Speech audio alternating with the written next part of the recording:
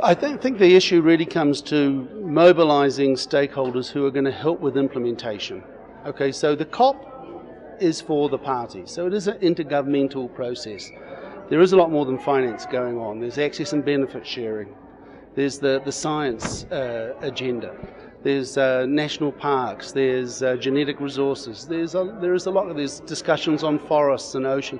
So there is a lot going on, but there are a couple of issues that people, I think, are becoming preoccupied with.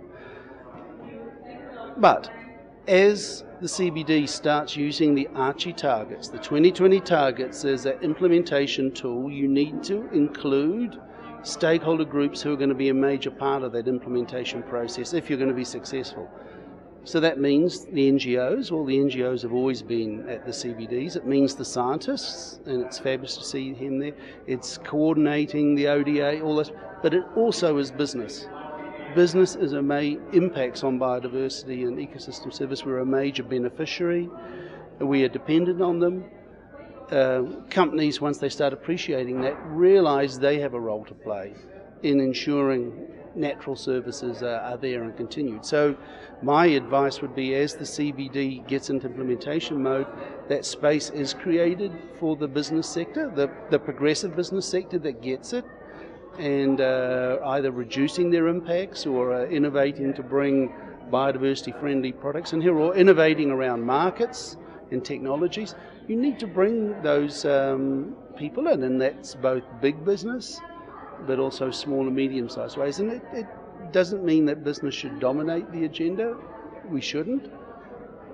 But it's an opportunity to mobilise business resources. There's one thing that the business sector is very good at doing. It's managing financial capital. You don't always get it right, but it's about mobilising resources to get good services and technologies to people as consumers on time, the right place. So we're very good at mobilising resources once we have the strategic direction. So why not leverage that around biodiversity? So I think Akkam's quite right. I think the CBD and the parties need to get serious about mobilising business, not only at these international discussions and negotiations, but at the national levels. And the real opportunity for the parties is through their national biodiversity strategies and action plans. As the parties start changing their biodiversity strategies to help deliver on Archie, bring business in as you start designing policy and implementing it.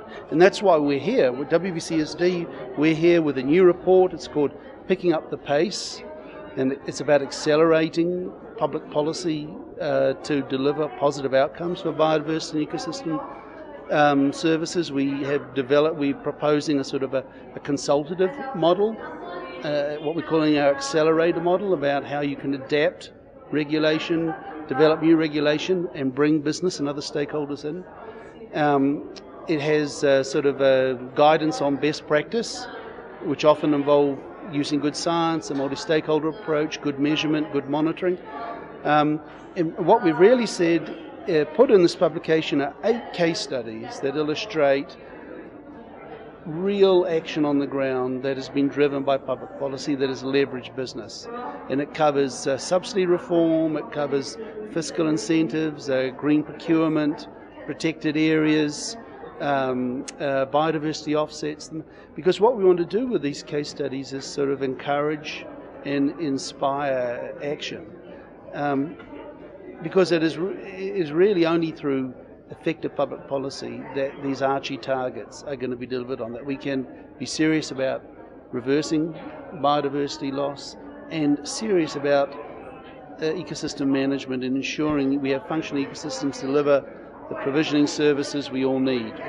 So we're here saying, yeah, we want to be involved, but there's got to be a more effective way of doing it than we've had here in Hyderabad.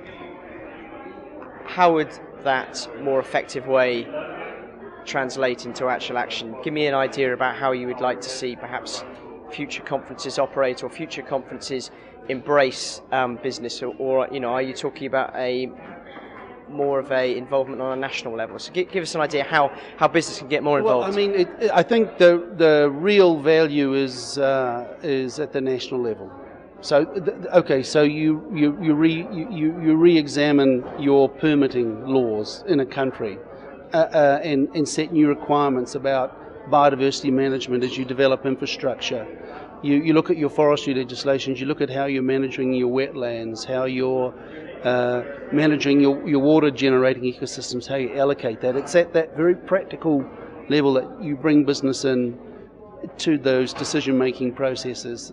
So I think that's one way. But here at a global party like this, it's probably trying to leverage global business groups who have similar objectives. So my own organisation, WBCSD, there are other ones, World Economic Forum, there's all sorts of groups. The CBD has a process, the Global Business Partnership, but bringing those people more into the discussions as opposed to running marginal side events, create space during the discussions and dialogues where major groups can make a contribution, can make interventions, can propose text, can not run the show but be a contributor. I mean, if you don't involve a key stakeholder group like business in this, you're missing the opportunity to mobilize their resources. So I represent big companies with big impacts. Big companies they can create a lot of damage through their business operations. The opportunity is to redirect that innovation and that management of financial capital and get them to start managing natural and social capital towards a sustainable future. And that's the opportunity. These companies can really make a huge difference. There appears to be a great suspicion of the private sector amongst some parties here. I mean, I suppose on the smallest level, the cafe downstairs is the private sector. If you have a small shop, you are the private sector, you are business. Where has this suspicion come from? Has it come from, as you just said, big business, sometimes, often misusing the environment, polluting and not coughing up, or are there other sort of deeper strands we need to sort of look out for? Look, it comes back. You can always find bad practice, and everybody's got a story about being ripped off by a taxi driver, bad experiences with a hotel, buying the wrong products. I mean, we all as consumers know that there's experience, but it's about I think it comes back from there's a lot of legacy issues, but through the sustainable development philosophy, I think you have seen some really major changes in forest management practices, and there's a revolution going on within the agribusiness sector right now to ensure that we can feed people but also conserve biodiversity and use water in an effective way.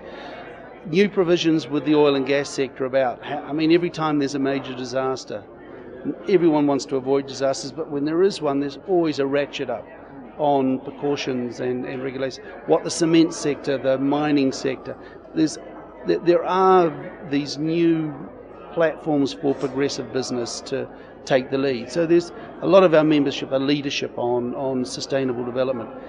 The value of public policy is that it mainstreams it. It takes it from just being 2 or 3 mining companies or half a dozen forestry companies to leveraging the entire sector through public policy and through scale up. So yeah, there's colonial legacies with some of the developing countries. I think one thing that governments often forget is that they're actually business as well. We had a discussion this morning about sustainable procurement. So the governments can help green markets by putting in place sustainable procurement practices, but governments also own, in many countries, major state-owned enterprises, particularly in the extractive industry. They could make those state-owned enterprises, through the performance objectives they set, major champions of biodiversity. So they're in business as well. They could green their own business sector as well, and that has a knock-on effect. So, the past, there's a lot we can learn from the past, but I think one of the values of the Archie targets, it set this horizon. These are 5 really good strategic goals, and within them a whole lot of sub-targets. The way we would like to be involved, I think through WBCSD, is, okay, as global business, how can you contribute to those targets? We've started that process off. For the World Conservation Congress, we went out to a membership and said, here are the Archie targets. Are they business relevant, and do you have any projects where you're showing how you're delivering on that? We ended up with 25 really interesting case studies about how companies were reducing their impacts or innovating around sustainable use, or putting in place new technologies for water efficiency, or working with local communities around sustainable forest management. It really surprised me, and we took those companies to the World Conservation Congress. Here, our new report around picking up the pace.